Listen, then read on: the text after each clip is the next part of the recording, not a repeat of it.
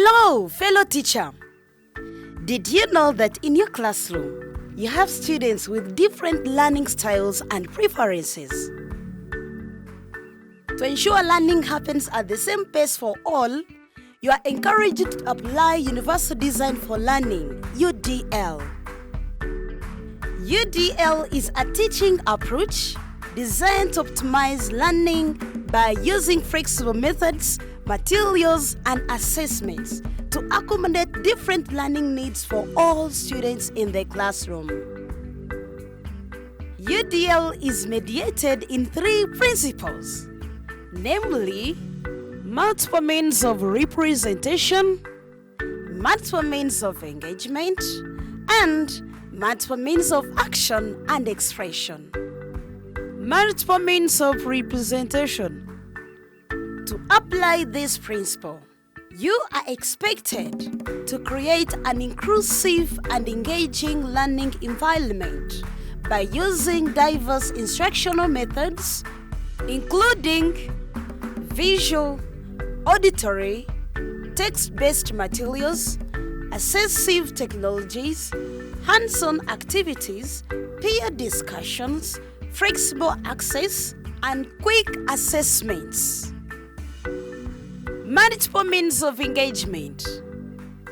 To apply this principle, you are expected to recognize and accommodate individual differences to enhance students' engagement and motivation. Multiple means of action and expression. To apply this principle, you are expected to offer diverse assessment methods, encouraging verbal and written expression, incorporating hands-on activities, and using technology to allow students to demonstrate understanding in various ways. Teacher, you are requested to incorporate or apply these 3 principles into lesson planning and curriculum delivery in your classroom.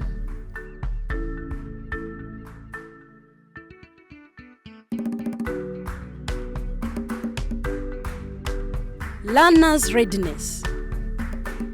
Learner's readiness, this is an entry point for the learners or students to be prepared for learning. And in the learner's readiness, we can apply one of the 3 principles of UDL. That is multiple means of engagement.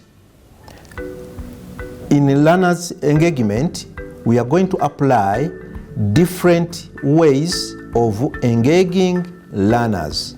For example, a teacher can use a song, a teacher can play a video, a teacher can tell a story, and so on. You know breathing? Yes? Yes. So when I say breathe in, do you know what to do? Yes? And when I say breathe out, you know what to do? Yes? Yes. Okay. Now, okay, breathe in, breathe out. Breathe in, out. I want to hear that sound of the air coming out. Breathe in, out. Breathe in, out. Yes, you can sit down. That activity helps our lungs to work well. Introduction. After learner's readiness, in UDL, we have introduction. In introduction, a teacher can apply multiple means of engagement by creating safe and supportive learning environment, which is going to motivate these learners or students to learn. In introduction, learners enter the lesson with the support of the teacher through demonstration, storytelling, role plays, video plays, chat display, and many more. So we are going to look at how we can tell that there is air, or what does air do? Okay? Do you understand that? So, by the end of this lesson, you will be able to give at least 3 characteristics of air. Lesson development. In the lesson development, this is where the real teaching and the real learning is taking place. In the real teaching and real learning, a teacher uses the 2 principles of UDL. These are multiple means of representation. Here, a teacher uses multiple means of representation. Maybe, for example, he can use a video to represent a content, can use a story, can use diagrams or images to represent a content. Because remember, behind all this, we are having an inclusive classroom. The characteristics of air. So, we want to show that air has weight by removing air from one of the balloons. By removing air from one of the balloons. And how are we going to do this? I have a needle here. Do you know this? Yes. Do you know this? Yes. It's a needle. It's a needle. Yeah, it is used for sewing clothes. Now, I will ask one person, okay, to come and pierce the balloon and we pop the air out. Okay? Hold it and pop. Don't push it, don't pull it. Oh, wow. I knew you would jump. So now I want us to see what happens with these 2 balloons, okay? I'm holding here so that they can still balance, okay? But I want us to see what will happen. Can you predict what can happen? Do you think this one will be heavier than this? Which balloon will be heavier, this one or this? This one? Yes. Which one will be heavier? Which one do you think will be heavier? This one. Okay, now let's leave this one too. Wow. Do you see that? Meaning that the air in this balloon has become heavier, okay? And it has pulled this balloon up. So this air inside here is heavy. It has weight. And this one, there is no air inside here, okay? So that's why you see the tilting of the balance. Air exerts pressure. I know you like this. This is a glass, okay? You know a glass? Yes. Used for drinking water. You know that. Then I have water. Yes. Yes. And I have a cardboard. This is our card, okay? And our glass of water.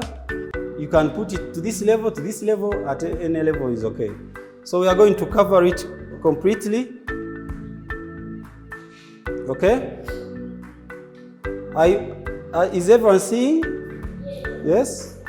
We cover it completely with our palm of the hand. Yes? Then we turn it upside down. Then you leave it like this. You see?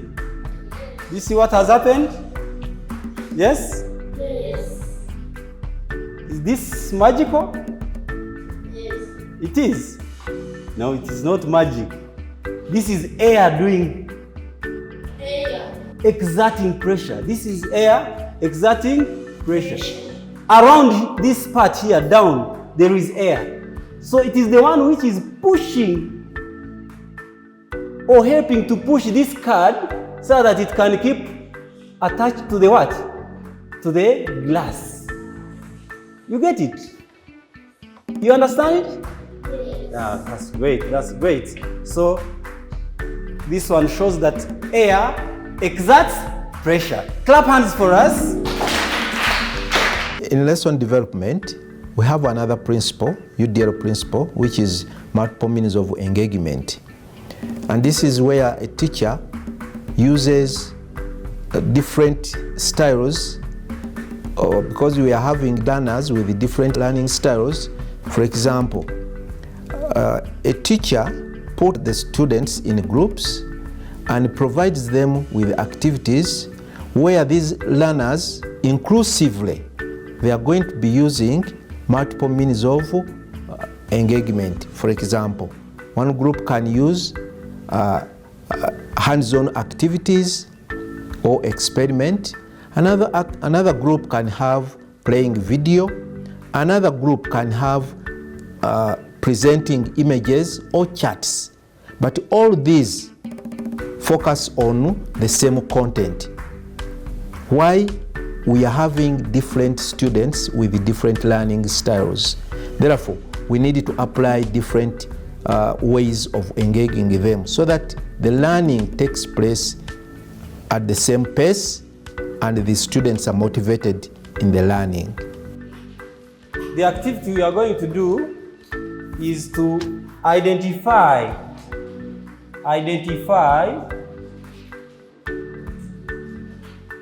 the characteristic of air,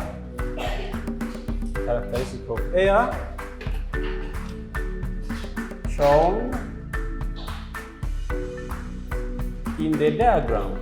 During lesson development, you should promote collaboration, encourage creative expression through diverse communication methods, allow self-pacing, offer students a choice on how they respond, and use flexible tools and resources, both digital and printed, to accommodate different learning styles. Which property is being shown on the diagram? Come. Wow, thank you so much. Clap hands for this boy. This boy. So the property that is shown on the diagram is that air has weight. This is the same thing we saw here. You remember this? What you are seeing there is this diagram. How many play football here? How many do play football? Hey, you don't play football? Okay. How many play basketball? Wow, that's good, that's good. And other types of balls. The balls we play. Yes? Yes. The balls we play always are filled with air. They're always filled with air. They pump air in them, and that is how air occupies space. The property of air occupies space is used in filling car tires and bicycle tires. Okay? Assessment and conclusion. After lesson development, we are now going to look at assessment. In assessment, students have already done the activities, and now the teacher needs to know how they have done the activities. What is their ideas? What is their findings?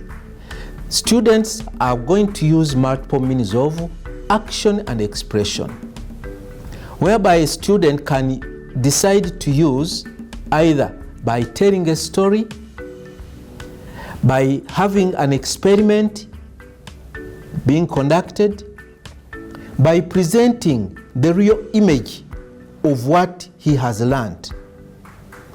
The student can also use a video or a project to express his or her ideas from the learning process.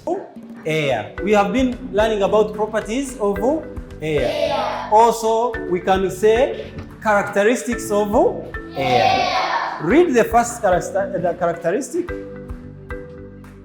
Air occupies space.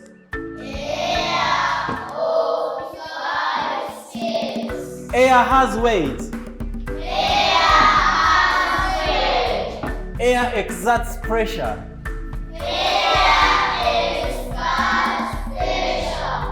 Air has no color. Air has no smell. During the assessment, teachers are expected to differentiate assessment difficulty.